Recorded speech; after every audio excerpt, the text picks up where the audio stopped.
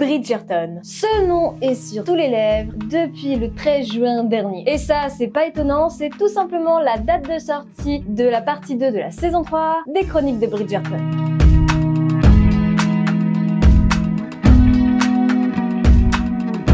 Netflix, cette fois-ci, ils ont fait fort. 2 parties pour monter au suspense, mais si c'était pour faire ça, valait mieux rien faire. Parce que là, tout de suite, moi, ce que j'ai envie de faire, c'est hurler de colère ou de désespoir, à vous de choisir. Je ne vois rien d'autre d'intéressant dans cette nouvelle partie des Bridgerton. Voire pire, je suis extrêmement déçue. Pour ceux et celles qui n'ont pas vu ma vidéo sur le react de la bande-annonce, je vous la mets ici et je vous ai dit certaines choses que j'avais peur, s'ils le faisaient comme ça ou comme ça allait détruire pas mal de choses. Et vous savez quoi? Ça a pas loupé. Ah non, pas du tout, les 2 pieds dans le plat. Bon, avant de cracher mon venin sur la série, on va commencer par trier tout ça et nous allons échelonner. Bienvenue dans mon cerveau et surtout, j'espère que vous avez pris un bon remontant bien fort car cette vidéo, elle va pas être des plus chill and coffee. Avant de s'attarder à ce qui ne va pas, et oh là là, qu'est-ce qu'il y a des choses, on va commencer par les points positifs. Et j'ai un petit peu galéré, ils sont pas très nombreux, mais il y en a quand même. Mon premier point, il va à l'interprétation du personnage de Cressida. Car oui, le personnage dans les livres et dans la série se ressemble énormément. C'est bien Cressida qui dit être Lady Whistledown, c'est bien Cressida qui fait du chantage à Penelope, c'est bien Cressida qui veut de l'argent. À la base, elle a fait tout ça pour avoir cette fameuse récompense. La récompense n'était absolument pas la reine Charlotte qui l'a donnée, mais tout simplement Lady Danbury qui faisait un pari avec tout Londres. Celui ou celle qui lui disait qui était Lady Whistledown remportait la récompense. C'était à la base qu'un jeu. Un point que je peux remettre énormément au film, c'est d'avoir approfondi le personnage de Cressida. Dans les livres, c'est une méchante, tout simplement. On comprend au fur et à mesure qu'elle n'a pas eu de chance, mais c'est implicite. Il faut savoir aussi, comme je vous l'ai dit dans la vidéo précédente, tout cela normalement se passe quand elles ont 28 ans et pas 23 comme actuellement dans les films. Ce qui fait qu'à l'époque, 28 ans, une femme non mariée avait très peu de chance de l'être un jour. On comprend que Cressida a avoué être Whistledown pour avoir cette récompense afin justement de s'en sortir. Il faut savoir que Mademoiselle Cooper n'est pas titrée. Si elle n'est pas mariée, elle n'est personne. Dans les films, j'aime beaucoup cet approfondissement du personnage avec son père qui la force à se marier au détriment de son bien-être personnel. J'aime cet aspect de urgence, cet aspect de je ne suis pas méchante parce que je veux être méchante, j'ai pas le choix. Tout cet aspect des femmes qui n'ont pas le choix envers l'homme masculin est super bien amené dans les films. Et ça, je peux que donner du positif pour ce point-là. Ce n'est pas juste la méchante, c'est une personne qui est profondément affectée par la vie. Et franchement, j'ai énormément de peine pour elle. Alors attention, c'est bien mon seul et unique point positif sur elle. Parce que je peux vous dire que ce qui se passe après, ça va faire mal. Alors oui, Francesca trouve le grand amour dès sa première saison, c'est vrai. Et oui, c'est bien avec John Sterling. Et oui, elle part bien à l'autre bout du pays, là où il fait froid, pour justement être dans le calme et la sérénité. Francesca, dans les livres ou dans les films, on voit bien que c'est la différente de la famille. Dans les livres, on comprend qu'elle est discrète, solitaire, qu'elle n'aime pas le bruit de ses frères et sœurs, qu'elle préfère être avec elle-même dans sa chambre ou alors un peu plus loin de sa famille chez ses tantes. Et bien dans le film c'est la même chose. Mais bon, c'est vrai que Francesca est comme ça aussi dans les livres. Lui, je savais pas trop si je devais le mettre en point négatif ou en point positif parce que le personnage est à peu près bien représenté dans les films et ça c'est vraiment le côté à peu près et c'est là ma grande difficulté à savoir si c'est positif ou négatif parce que c'est vraiment le côté à peu près, mais vraiment à peu près. Benedict est le second-né garçon des Bridgerton. Il n'héritera jamais du domaine, il n'héritera jamais du titre, ce qui fait qu'il est beaucoup plus libre qu'Anthony. Et ça dans toutes les facettes. Dans le livre on comprend qu'il est frivole, qu'il est libertin, qu'il est libre de toute responsabilité. Il n'est pas le chef de famille, il n'a pas à gérer les comptes, le domaine, les maisons, la comptabilité, rien de tout ça. Il n'a pas à faire un enfant pour avoir la lignée des Bridgerton. Tout cela est à Anthony. Ce qui fait que Benedict est le personnage de je ne sais pas à quoi je sers, mais j'aime la vie. Mais en même temps, là, on nous a fait un Benedict, comment dire, dans 4 épisodes, à part le voir faire la bête à 2 dos ou à 3 dos dans certaines situations, il n'a aucune profondeur. Voire pire, je le trouve juste insignifiant. Ça, c'est pas dû au jeu d'acteur ou à l'acteur lui-même. Non, rien à voir, il joue très bien l'acteur. Juste, il n'a aucune profondeur. Vraiment, Netflix nous a expliqué qu'il ne faisait pas l'histoire de Benedict pour qu'on apprenne à plus à le connaître, et ben on n'apprend pas plus à le connaître, et même, je trouve, on lui donne une fausse image de lui-même. Un aspect de sa personnalité a été mis à la cave même. Dans la saison 1, on comprend que Benedict est un artiste dans l'âme. Il veut faire des études dans l'art, il fait de la peinture, il adore ça même, c'est un peintre. Et là, quand on lui parle d'art à table, il dit qu'il n'est pas très friand ou alors il n'est pas très amateur. Pardon, mais Benedict est un artiste, Benedict est un peintre, Benedict voit la beauté partout, Benedict est amoureux de l'amour. Et là,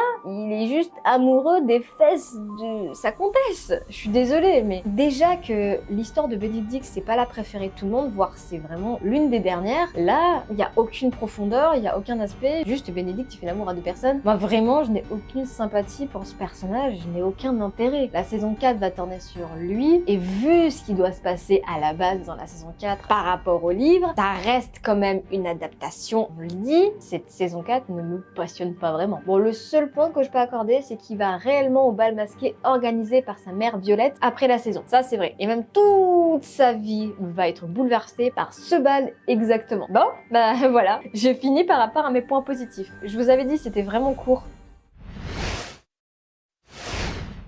Et là, on va aller aux points qui ont changé, mais qu'on s'en fiche complètement qu'ils ont changé.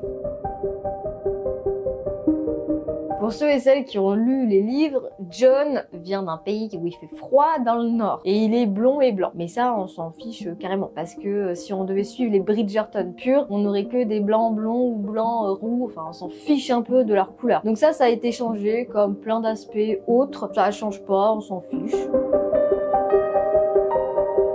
Tout l'aspect nous sommes là, nous ne sommes pas là, je pense qu'on ne reverra pas les personnages de la vicomtesse et du vicomte pendant un très long moment. D'où le fait qu'on a cet aspect de Kate et Anthony qui partent voir la famille Sharma très loin. C'est pour nous avertir, ces personnages ne vont plus être là. C'est un côté pratique, on est d'accord, mais par rapport aux histoires, c'est un peu dommage. Oui, c'est vraiment dommage parce qu'en fait, le vicomte et la vicomtesse sont présents dans tous les livres. Et il y a même des balles qui donnent qui sont super importants pour la suite des événements. Donc, savoir qu'ils vont plus être là, sachant que tout le domaine est repris par Anthony et qu'à la base, la maison familiale est repris en plus par Anthony, oui, Violette et ses enfants déménagent dans une autre demeure londonienne parce qu'ils doivent laisser le domaine familial, et bah tout simplement au nouveau vicomte. Là, savoir qu'Anthony part alors que c'est totalement le chef de famille, ça me perturbe un peu. Je sais qu'ils ont pas le choix, les acteurs peuvent pas rester encore 10 ans, mais c'est assez perturbant dans le sens où il est super important pour la suite, quoi. C'est un peu ce côté patate chaude que je redoute dans le sens où on va avoir maintenant Benedict qui reprend le chef de famille le temps qu'Anthony fasse ses voyages. Et quand la saison de Benedict va partir, ça sera Colin qui va rester. Maintenant, Colin a été marié, on va peut-être plus le revoir. Sachant que Penelope c'est Whistledown, peut-être que si. C'est tout cet aspect-là en fait d'une série qui reprend une adaptation de 8 livres qui sont sur une vingtaine d'années. C'est un peu compliqué. Les acteurs peuvent pas rester pendant 10 ans pour l'adaptation, mais du coup ça change plein de choses. En soi, c'est pas néfaste, ça va pas changer l'histoire, c'est juste ultra dommage. Bon, au moins on a une excuse par rapport à leur absence. Mais il va falloir m'expliquer une chose, comment Kate peut passer de ça à ça?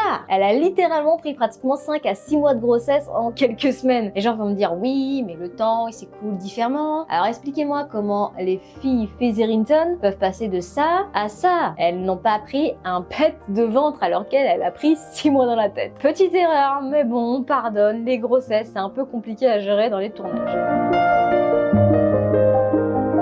Alors là, la relation qu'elle a avec Lord Anderson, le frère de Lady Danbury, est inutile, mais à un point incroyable. À quoi sert cette relation? Pourquoi vous avez rajouté le frère de Lady Danbury? Qu'est-ce qu'il vient foutre ici? Non, non. Le pire, c'est que les gens vont me dire oui, mais les réalisateurs ont voulu montrer l'amour à tous les âges et dans toutes les facettes. Très bien. Si les réalisateurs avaient ne serait-ce que lu les livres, il serait que Violette a un amour différent, mais a un amour. Et c'est ultra dommage de dire aux gens il faut absolument qu'elle aime quelqu'un passionnément. Enfin, c'est débile. Cette romance avec Lord Anderson, je la vois inutile. Parce que dans les livres, comme je l'ai dit dans ma vidéo précédente, elle a un amour de ses enfants et elle est contente et satisfaite de cet amour. Et elle le dit dans le dernier tome, elle le dit justement à Daphné, elles sont toutes les deux sur des transats et ils regardent tous les petits enfants dans le domaine, qu'elle était comblée et que l'amour de sa vie vie était Edmund. Que oui, elle aurait pu retrouver quelqu'un, mais que la vie qu'elle a eue, elle était satisfaite. Et ça, c'était une forme d'amour que j'aurais voulu voir. Le fait qu'on peut être heureuse avec ses enfants, ses petits-enfants, ses amourettes qu'on peut avoir à droite et à gauche, sans avoir quelqu'un de définitif avec soi.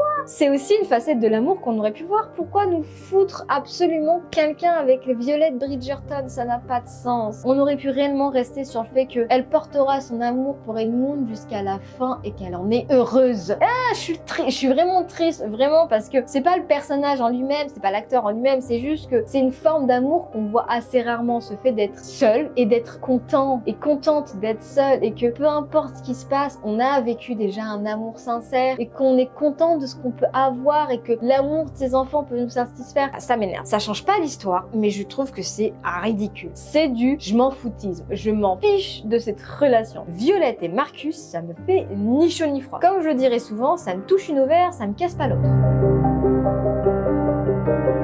Ça, c'est quelque chose qu'on voit pas dans les livres. C'est vrai que techniquement, Lord Featherington apparaît pas beaucoup dans les livres. Je suis pas sûre qu'il soit mort en fait dans les livres. Faudrait que je relise un petit peu. C'est vrai que la famille Featherington, à part Penelope, on entend parler de Lady Featherington, on entend parler un petit peu de Prudence, on entend un peu parler de ses sœurs qui la maltraitent, qui disent qu'elle est pas jolie. Bon, Felicity, elle n'existe pas là, mais bon, c'est pas très grave. Mais en soi, on sait pas trop s'il est mort ou pas son père dans les livres. Et c'est vrai que s'il était mort, le titre de baron aurait dû revenir légitimement à un garçon, ce qu'il n'a pas dans les Featherington. Donc c'est vrai que les livres n'apportent pas cette réponse, et les films ont bien joué la tournure de « Ah là là, il n'y a pas de garçon, comment on va faire tatati tatatou tatati ». J'ai bien aimé cet aspect-là, qui n'existe pas dans les livres, mais qui est vraiment sympa dans les films. À part que je trouve ça très insistant du gars, du genre « Il nous faut un garçon, il nous faut un garçon ». Bah oui, mais mes filles sont enceintes, je ne peux pas vous dire si c'est un garçon ou une fille. Normalement, et ça on le comprend dans le livre de Francesca, s'il n'y a pas de homme pour reprendre le titre, mais que la femme de l'homme est enceinte, il faut attendre qu'elle accouche pour savoir si oui ou non c'est un garçon ou une fille. Et c'est à ce moment-là, on saura si oui ou non ça revient au fils légitime qui vient de naître,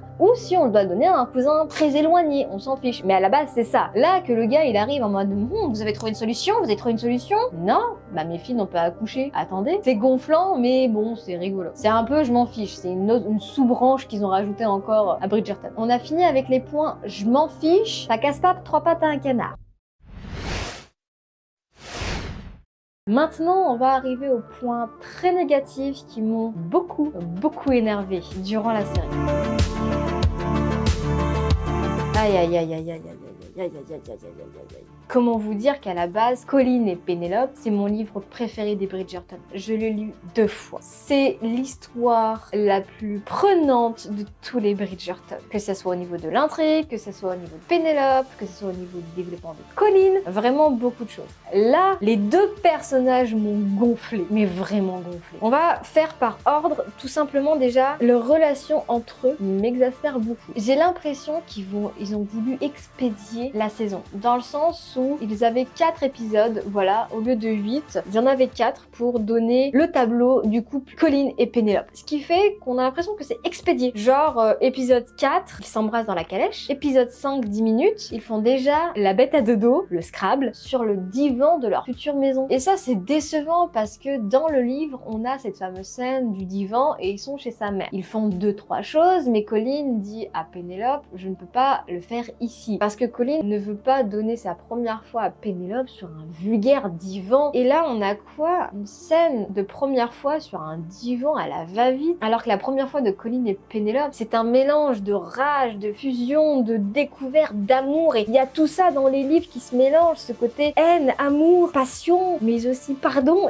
Et dans les livres, c'est incroyable et c'est prenant cette scène. Là, juste, on a expédié ça en mode blablabla. Voilà, vous avez votre fan service. Mais c'est pas ça en fait qu'on cherche. C'est pas le but de la saison en fait. C'est pas le but de la série Bridgerton.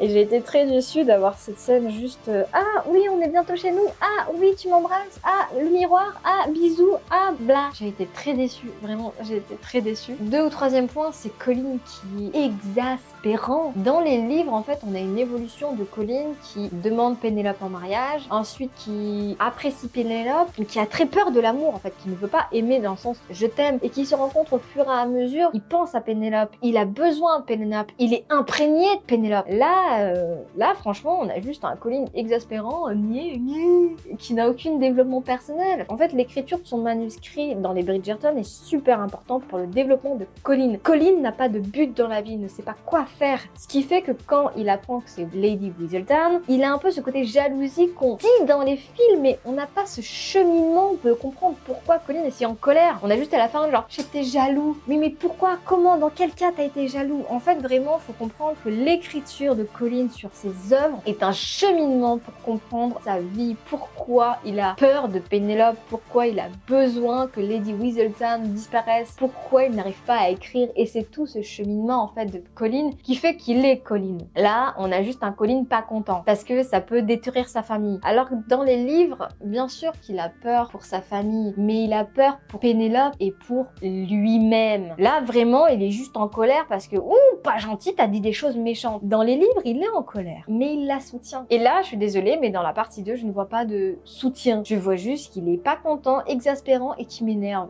Il soutient pas Pénélope, hein, s'il vous plaît, il dort sur le divan, il est pas content, on dirait un enfant. Oui, elle t'a menti, mais il y a tout un aspect en fait de Colin que je peux pas blairer dans la partie 2 et à part vous expliquer le livre exactement, ce sera compliqué de vous expliquer pourquoi là vraiment il m'énerve. C'est tout un ensemble de choses en fait qui m'énervent, qui ont été expédiées, qui ont été vite déballées. Ils ont essayé de trouver une issue de secours parce que Colin et Pénélope, ça devait pas se passer maintenant. Ils n'auraient pas dû faire Colin et Pénélope maintenant, tout simplement parce que Colin et Pénélope, ça se passe beaucoup plus tard, il se passe beaucoup de choses, elle est beaucoup plus âgée, et là, ils se sont dit, si on fait Colin et Pénélope, on va devoir avouer à tout le monde qu'elle est Whistledown. Mais comment faire? Ça a été fait pour moi trop vite, trop simplement. Pour finir avec Colin et Pénélope, le personnage aussi qui m'a déçu, c'est Pénélope. Pénélope n'est pas un personnage faible dans les livres. Et tout au long des 3 saisons, on voit que ce n'est pas un personnage faible, on voit qu'elle a de l'intelligence, qu'elle a de la répartie. J'aurais aimé voir une Pénélope se montrer plus vivace, plus rude. Comme on a pu voir dans les livres, elle a un développement incroyable de la répartie, elle a du tact, elle a du punch. C'est ça en fait qui fait en sorte que Colin devient de plus en plus amoureux d'elle. C'est ce côté où maintenant elle se laisse plus faire. Elle fait plus tapisserie, elle est là, elle en impose. Et là on a une Pénélope en fait qui subit. Et puis le pire c'est la fin. La fin de Pénélope au milieu de tout le monde, c'était ce que je redoutais le plus. C'est que je l'ai dit, c'est le fait qu'elle avoue qu'elle est Whistledown. Et puis pipou pipou ploup ploup, tout le monde la pardonne. Quoi? Donc elle avoue qu'elle est Whistledown et la reine, bon bah d'accord, je te pardonne. Non, et en plus le pire c'est que le discours de Pénélope à la fin, pour moi, est insensé. Elle a parlé du fait de tapisserie, elle a parlé de ne pas être elle-même, de ne pas être considérée. J'aurais pas voulu entendre ça d'elle. J'aurais voulu entendre une Pénélope sur ses pieds dire « Je suis une femme et j'en avais marre de ma condition de femme. Je suis une femme et j'ai fait ça toute seule, par moi-même. J'ai géré une chronique, j'ai géré l'argent et tout ce que le Whistledown représente. Le fait que c'est une femme qui ait fait ça. Et là, on a juste une Pénélope peinée en mode pardon, je suis désolée, pardon, je vous ai fait du mal. Alors oui, qu'elle reconnaisse ses torts, c'est bien, on est d'accord. Mais punaise, j'aurais vraiment voulu avoir une Pénélope là qui en impose, qui dise vous savez ce que c'est d'être tapisserie, d'être une femme. J'ai voulu qu'on m'écoute, j'ai voulu qu'on vous me voyez et c'est tout ce côté-là en fait qui manque à la puissance de ce livre qui à la base est super. La série l'a bâclé. Colin et Pénélope, c'était vraiment un accomplissement du Whistledown, de la famille. Et là, vraiment, on a ce côté bleh.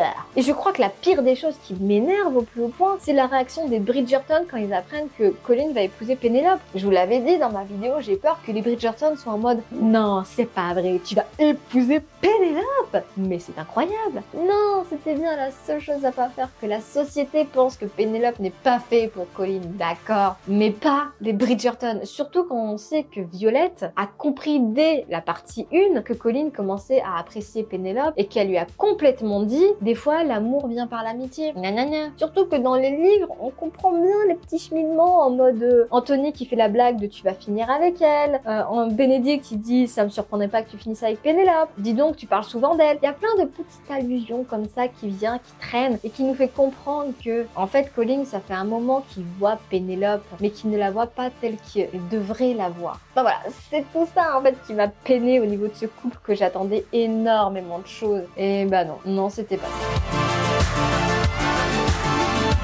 Déjà que dans la partie 1, j'ai eu beaucoup de mal avec le personnage d'Héloïse, mais alors là, je ne peux plus la blairer. Je suis désolée. Héloïse n'est pas une bonne personne. Et pourtant, c'est une bonne personne dans les livres. Mais là, dans les films, ce n'est pas une bonne personne et ce n'est pas une bonne amie. Elle a abandonné Pénélope. Elle a abandonné Cressida quand elle avait le plus besoin d'elle, alors qu'elle demandait plusieurs fois qu'elle avait besoin d'Héloïse. Héloïse est égoïste au plus haut point. Je suis désolée, mais là vraiment, je n'aime pas ce personnage. Et puis d'où elle part pendant 1 an avec sa sœur? On n'en voit pas une jeune fille à marier avec sa sœur qui vient à peine de se marier, qui part en lune de miel avec son mari. Ça n'a pas de sens. Vraiment, je pense sincèrement que l'actrice de Héloïse doit peut-être avoir un tournage et on la verra juste pas à la saison 4. Mais là, le personnage de Héloïse, je la trouve antipathique. Et à la fin, le pire du pire, c'est quand Héloïse apprend que Cressida fait du chantage à Pénélope, elle ne la soutient même pas, dans le sens où elle ne dit même pas à Pénélope, tu sais, Cressida, il y a ça,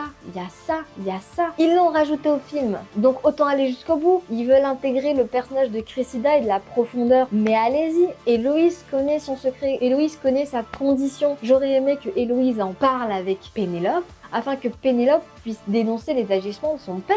Mais non, juste, on laisse Cressida dans sa panade et Héloïse vice-versa, entre ma pauvre Cressida, ah ma pauvre Pénélope, et puis à la fin, tout le monde est pardonné et Cressida, c'est la méchante. Ouais non, non, j'ai pas aimé ce qu'ils ont fait avec le personnage d'Héloïse. On va arriver à l'un de mes pires points de tout Bridgerton. Et ça, vraiment, vraiment, j'ai la haine.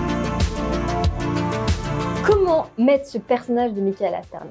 Alors à partir de maintenant, je vais spoiler totalement le livre de Francesca. Je vous demande à tous et à tous, si vous voulez pas être spoilé, si vous voulez pas savoir pourquoi je suis en colère par rapport à ça, d'aller à ce timecode là où il n'y a plus de spoil. Mais là, ça va spoiler. Michaela n'est pas une femme dans les livres, c'est un homme. Et c'est pas le problème de ils ont changé un homme à une femme. Non, c'est que Michaela, donc Michael dans les livres, est ultra important pour la linéarité du futur de Francesca. On va reprendre le livre de Francesca. Francesca Bridgerton, alias Francesca Sterling, comte de Kilmartin avec son mari Lord Kilmartin, va connaître un drame tragique. 2 ans après son mariage avec John, John a une rupture d'anévrisme et meurt. Voilà. Pour vous donner un contexte des Sterling, il faut savoir que John et Michael sont cousins par rapport à leurs pères qui sont jumeaux. Le père de John est né 7 minutes avant son frère, ce qui fait que John et Michael, même si Michael est le premier-né par rapport à John, c'est John qui hérite du titre. Michael n'en veut absolument pas à son cousin et ils s'adorent. C'est comme des frères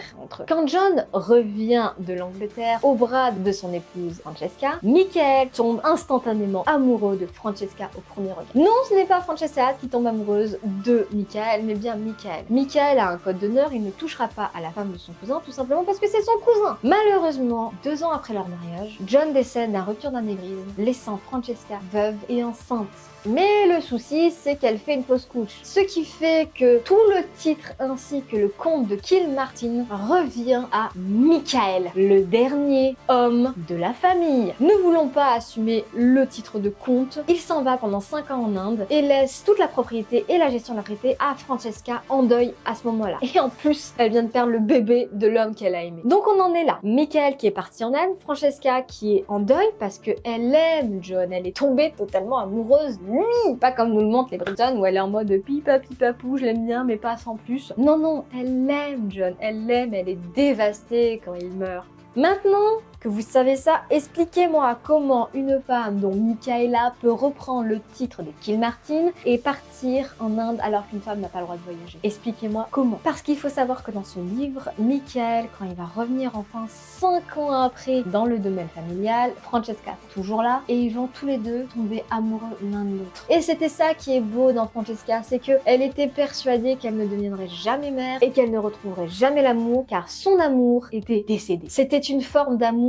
à voyager. Tout simplement que malgré le deuil, malgré l'âge qui passe, on peut retrouver un deuxième amour. C'était ça en fait le but de Francesca. Francesca est tombée amoureuse autant qu'elle aime John. Et comme elle le dit à la fin, elle a eu 2 amours d'une vie. Elle a eu John qu'elle a aimé éperdument et elle a Michael qu'elle aime éperdument, avec qui elle va avoir quand même 2 enfants, dont le premier-né qu'elle va nommer John, qui sera du coup le futur comte de Kilmartin. Je veux bien croire que les réalisateurs nous ont dit qu'ils voulaient inclure toute forme forme d'amour. Ok, il n'y a pas de souci. Il y a plein de personnages pour inclure ça. Et même des personnages mieux, vous les avez inclus. Bénédicte. Pourquoi Francesca? Alors que Francesca, c'est concrètement le livre le plus tragique de toute la série. Et que justement, mettre une femme à la place de Michael, donc Michaela, n'avait aucun sens. Car John doit mourir pour que son cousin puisse hériter du comte afin d'épouser à la fin Francesca pour nous donner la leçon de vie de on se relève toujours d'un deuil. Et le pire, c'est que ce livre, en plus d'emmener le deuil, nous emmène la maladie et nous fait comprendre l'infertilité. Parce que oui, Francesca souffre d'infertilité. Et ce livre, en plus d'être super poignant, emmène plein de messages positifs. Vous allez totalement le modifier.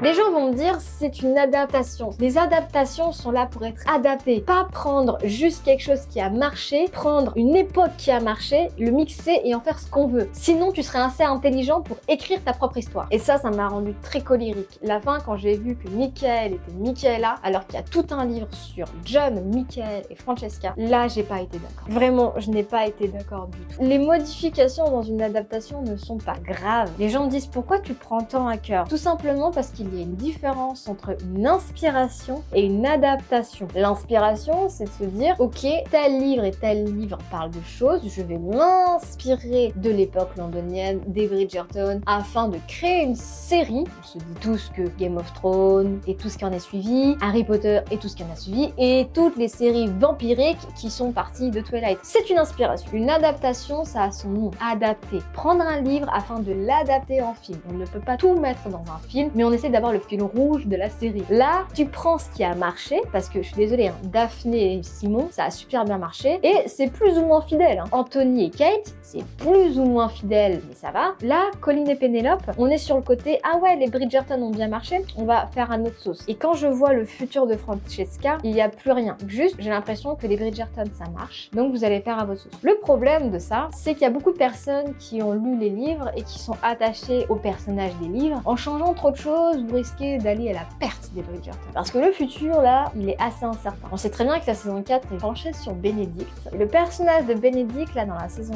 3, est pas très bien nommé. Par la suite, vous avez voulu faire une intrigue sur Francesca qui tombe amoureuse de Michaela, mais pour vous retourner de cette situation, ça va être compliqué. Et pour finir, vous avez révélé qui est Lady Whistledown, alors que normalement, il se passe encore plusieurs années avant qu'elle soit révélée. Je sais que c'est un énorme coup de gueule. C'était tellement grand que mon soleil a commencé à se cocher des nuits. Je crois que j'en suis à plus de 1h30, voire 2 heures de tournage. Mais c'est comme tout. Je sais qu'une adaptation, on peut pas tout mettre, mais tout changer, ça ne vaut rien non plus. Et moi, je suis triste. Je suis triste parce que vraiment, j'adore les Bridgerton et la série était vraiment bien ficelée. Est-ce que j'ai peur de la saison 4? Oh, tellement. Le seul truc qui me rassure, c'est que la saison 4 va bien démarrer sur le bal masqué. Y a pas de souci. Mais là, ça commence à m'effrayer. Parce que la saison 4 est incertain. Héloïse est partie. Est-ce qu'on va encore changer d'actrice? Parce que techniquement, elle part pendant 1 an. Francesca, ils ont totalement changé son arc narratif. Grégory est toujours pas parti à Eton alors qu'il devrait partir. Ne parlons pas d'Hyacinthe qui est encore très jeune. Il y a tellement de choses inexplicables. Il y a plein de choses qui sont bizarres. Il y a plein de choses qui commencent à devenir incohérentes et ça commence à m'énerver. Donc j'espère que vous avez pris un bon gros montant. C'est pas une vidéo chill and coffee. J'ai même pas pris mon café tellement que j'étais énervée. J'en ai parlé autour de moi. Les gens qui ont pas lu le livre en sont très contents, même s'ils voient les incohérences. Et les gens qui ont lu les livres comme moi, mais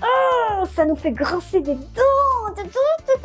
Je suis très attachée à des livres. Je sais, je devrais pas. Mais j'adore faire ça. J'espère que vous avez passé un beau moment. J'espère quand même que ma vidéo vous a fait rire. N'hésitez pas en commentaire à me dire, vous, vos réactions. Qu'est-ce que vous avez aimé? Qu'est-ce que vous avez pas aimé? Est-ce que vous aussi, vous avez les mêmes impressions que moi? Ou alors pas du tout, vous êtes super content. Si vous êtes super content, mais allez-y, dites-le moi dans les commentaires. Il n'y a pas de souci. Faites-moi plaisir. On se retrouve bientôt pour une nouvelle vidéo. Des bisous. Ciao!